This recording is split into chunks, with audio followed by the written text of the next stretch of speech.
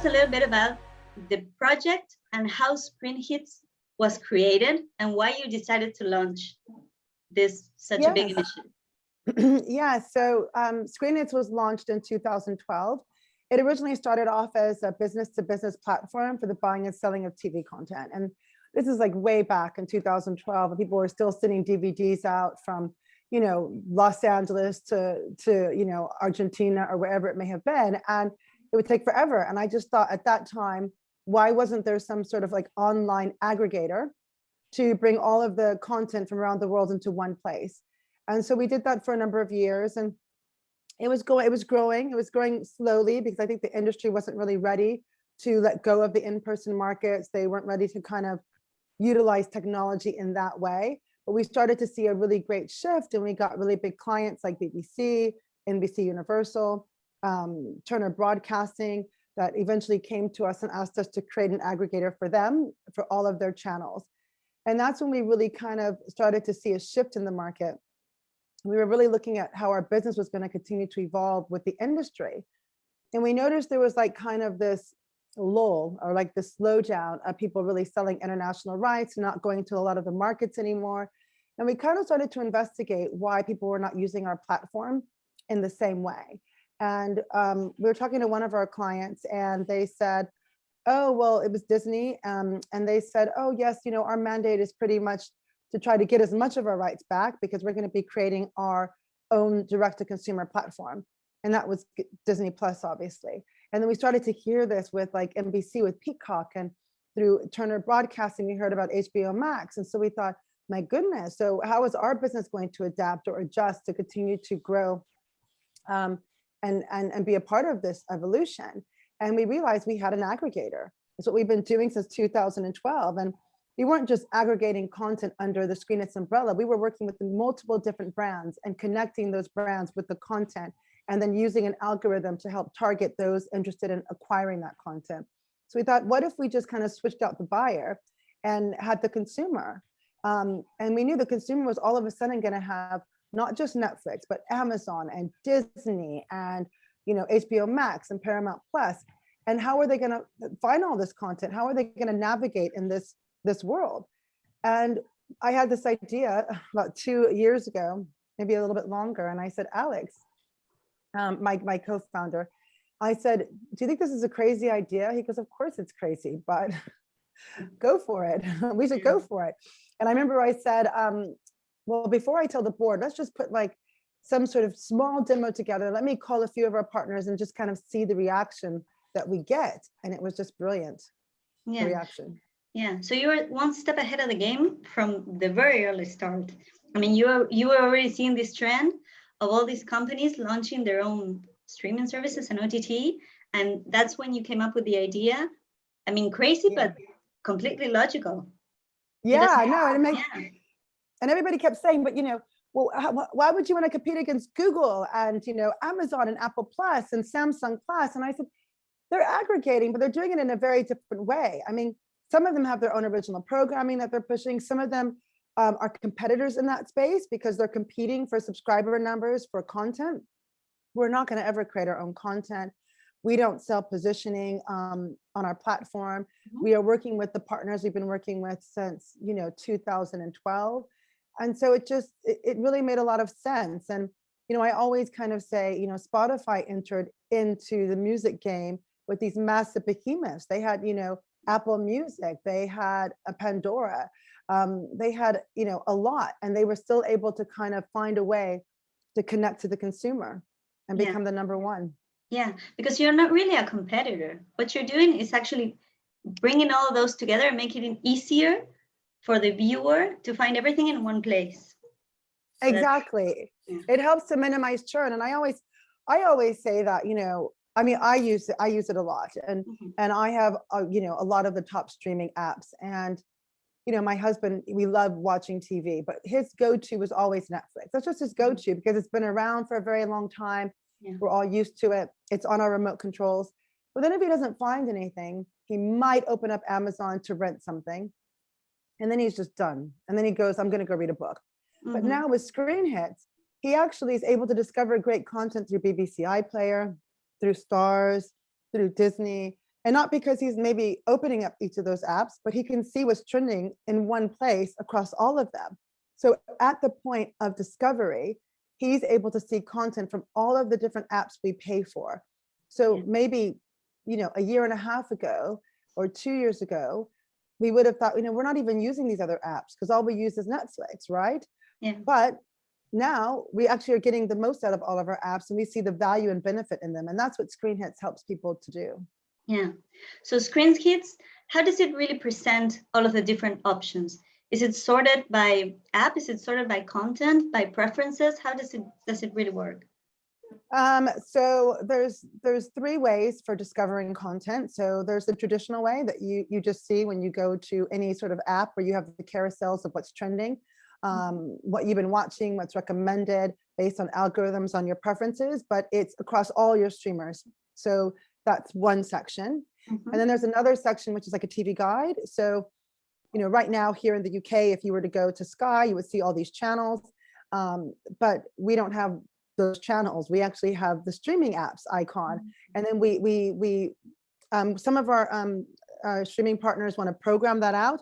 Others, we will use an algorithm that helps to recommend the trending shows that are more suited to their likes, or to their likes or what they're watching.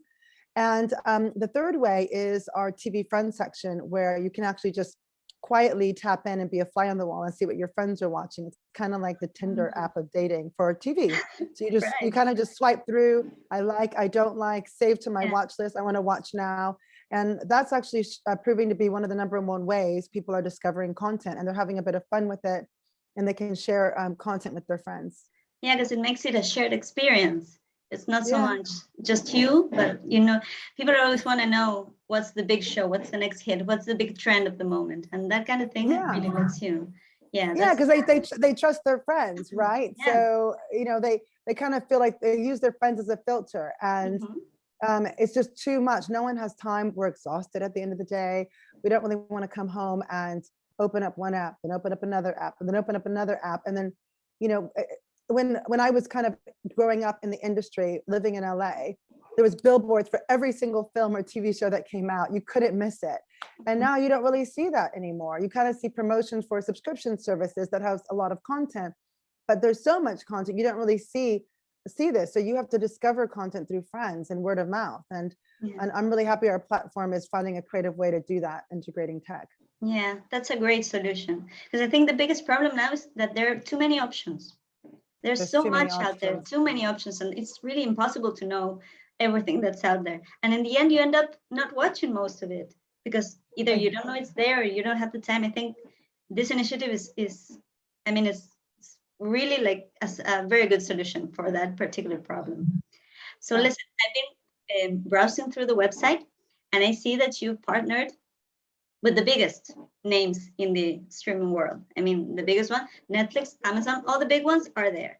Plus, you have a lot of the big ones from local markets as well. The US, the UK, Germany. Is it part of your international strategy to have the biggest players and also important ones for local markets and local offers? Local is very important. Oh gosh, I had some feedback for a second. Local is very important.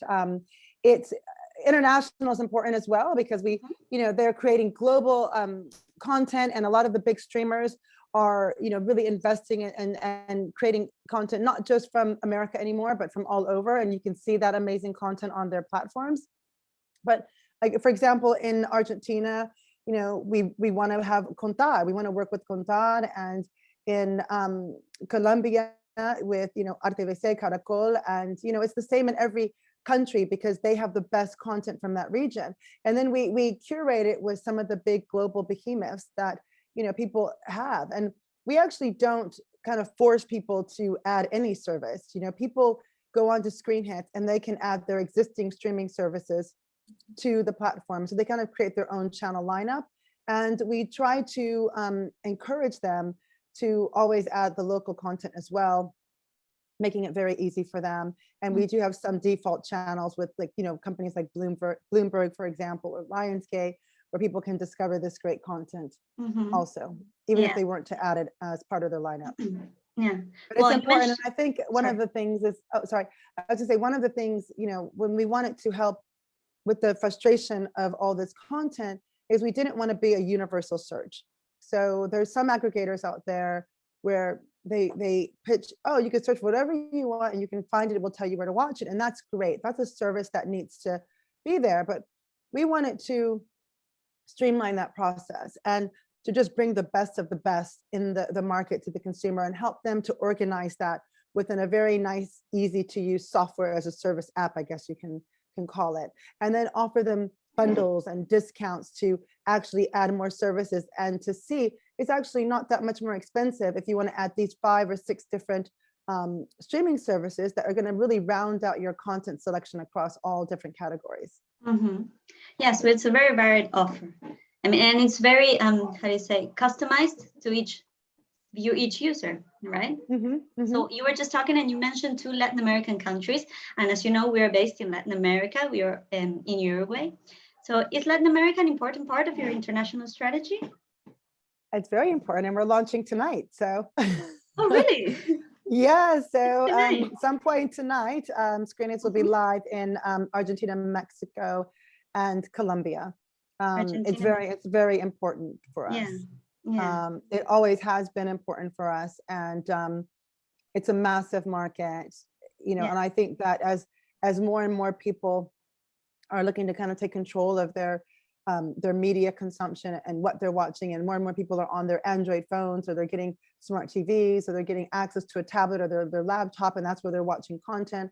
We want to make that possible for them. And ScreenX is not just for those that have the big streamers. It's also for those that maybe want access to, you know, premium free content from like the major local players, and they want to combine that and be able to just see what's available and not have to pay for, you know, a satellite dish, for example, on the roof, or, you know, have to have a set-top box or any of that stuff. You know, they may want to just have a nice version that gives them an organizational tool where they can see what's available, and control it from that standpoint.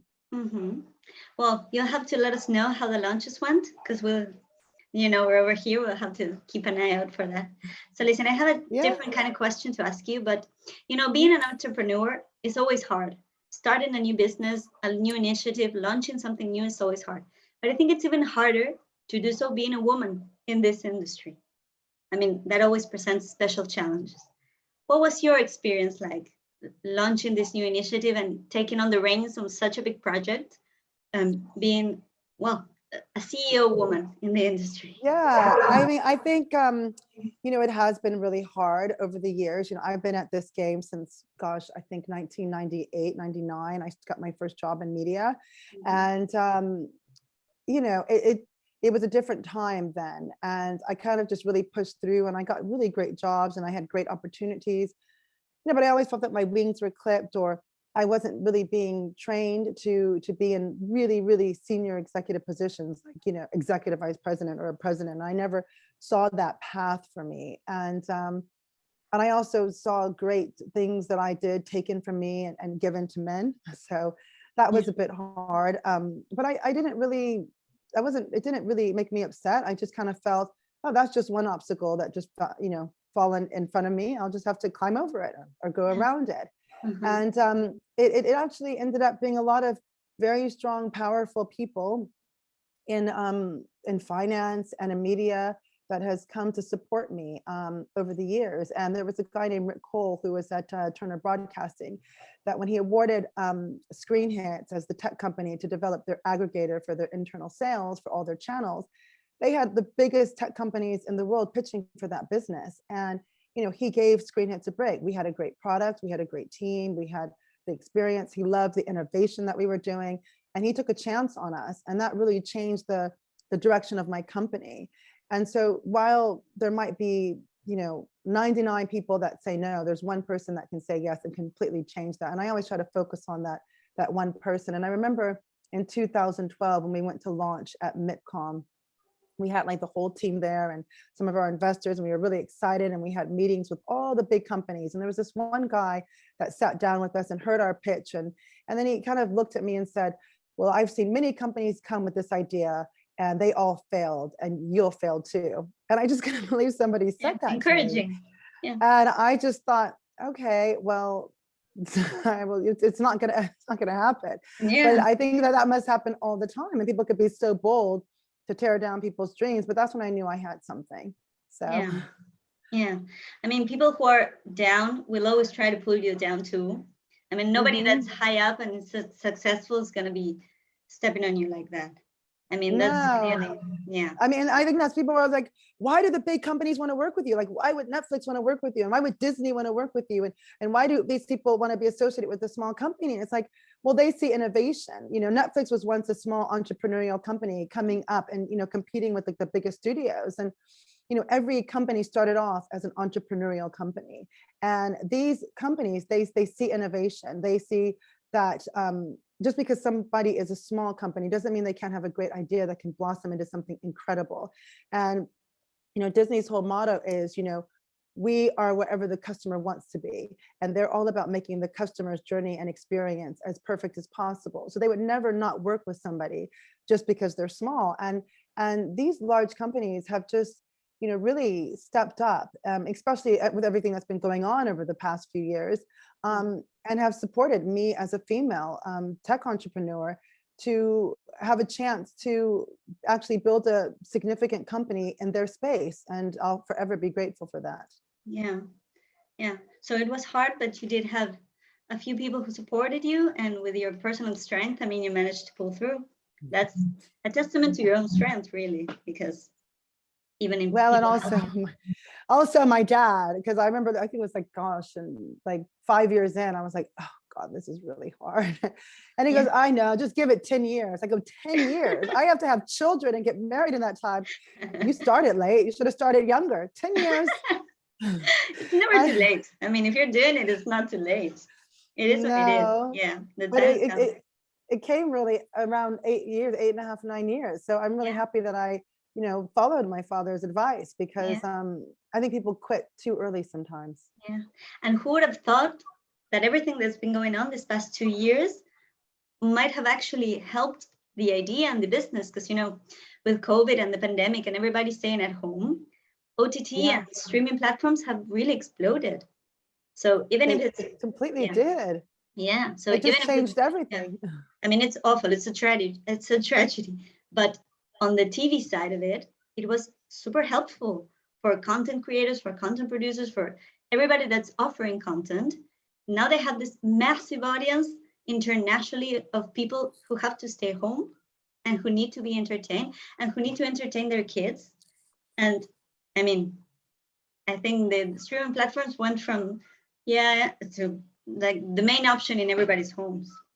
I know, overnight. And I remember in like the early 2000s and working at Universal, and just the home entertainment digital division was like never seen as cool. It was always like the theatrical division. And I was always fascinated with the home entertainment division, because, you know, they were the life after like the 2-week, 4-week run in theaters. And now, you know, as people have become accustomed to watching what they want when they want to watch it, people don't want to have to wait every Thursday to watch an episode of something for 30 minutes or an hour. They want to be able to watch 3 or 5 or 6 episodes, and the SVOD platforms allow that to happen. And it's exciting, because it's recreated entertainment in the home, where people don't have to go out and spend $50 with their family to see a movie and have, you know, popcorn. They can make it at home and sit in and watch great shows one after the next. It's wonderful. And I love that it's a part of like my family's life and my children's life, and all the content we're discovering because of, you know, it just being so accessible. Yeah. Well, and screen hits now, it's a big part of it, because it makes it even more accessible and easier to find. So yeah, we're going to have to promote it a lot here in Latin America. Do you think it might get to us eventually in Uruguay? Yes, of course. You're right next to Argentina. So I think probably very soon. I think Mariano Con is on that. So we go into a market with about 6 to 7 streamers. We have to have at least 2 premium local streamers. So I'd imagine that Uruguay is going to be on one of the next rollouts within Latin America. I know that Brazil is coming up very shortly. It'll be within this quarter, Brazil. And then we'll roll out in a few other territories. I know Chile is one of them too. Yeah, But I spent some time in Uruguay, a lot of time there. So you did? Really? I did. Yeah, I lived in Buenos Aires for 2 years, and I spent some summers in Punta del Este, which was really Yeah. Well, it's just nice. a short crossover. It's Yeah, basically like the same and country. Carmelo. I think it's Carmelo. I think it's Yeah. Carmelo. I think I Yeah, went to, yeah. and yeah, and Montevideo, obvio. So Yeah. Oh, yeah. So did you like it? I did love it. Yeah, I miss it very much. Oh, I mean, yeah, I mean, if I could move to London, I would do it tomorrow. So it's fine. Yeah. It's fine. I mean, Europe is beautiful. I mean, my parents live in Paris, so Oh, when we could wonderful. travel, I would go and then go to London because, everything is so close there. But Yeah. yeah, I would go tomorrow. So listen, what do you think this year is going to be like? What are your main goals for 2022? Well, I think well, for us, it's going to be really exciting because we've been, in our first year and a half and really perfecting our product. And now we're basically releasing every feature. We're going to be on TVs, we're going to be, on people's mobiles from Android to iOS, I mean, everywhere.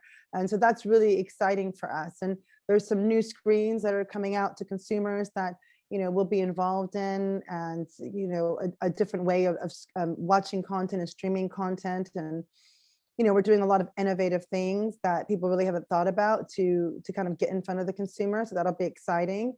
The new territory launches, and going into territories that maybe a lot of people haven't gone into because they felt that they were too small. But we find it as a really unique opportunity to, for example, go into the entire Caribbean and to bring all these amazing streamers and to provide it for people with bundles and discounts for them to have access to it. So we're excited about that also. Yeah, so it's going to be a busy and year more for sure. streamers and Yeah. more streamers, more Yeah. niche streamers. And I think there's going to be some consolidation on the streaming side. And I think that the SVODs are going to really become like channels, and they're going to be more programmed, and they're going to it's really going to explode the streaming industry. And it's great to kind of watch that happen. Yeah, I mean, it's changing so fast. One day it's one thing, the next day it's another thing, and it's good. I mean, you've been in it for long enough to know that what's gonna come next, right? You're always like one step ahead of the game, it seems like. Well, I hope so. I hope that just as I've been, really listening over the last years and last many years, decades, Yeah. I guess.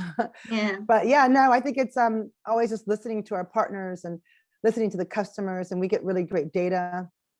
And our main focus with Screen Hits is really minimizing churn and retention, and increasing subscribers and finding new subscribers. And that's, what we offer to our business to business partners and to different streamers we work with. And for the consumer, just, continuing to make their life so easy when discovering something to watch. Yeah, I mean, it's a win-win. I mean, I still don't understand how somebody told you that it wasn't going to work, because it's pretty flawless, if you ask me.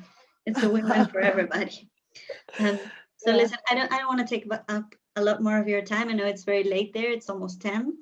So thank you so much for giving us the interview. I know it was a tough evening, and I didn't know that you were launching here today. So we'll keep an eye out for any press releases or anything that you could send us with the information about that. And, Okay, yeah. Yeah, and well, as always, we're always waiting for updates and news. And again, thank you so much for your time. This interview was great. No, y muchas gracias por todo. It was really nice to have the interview with you.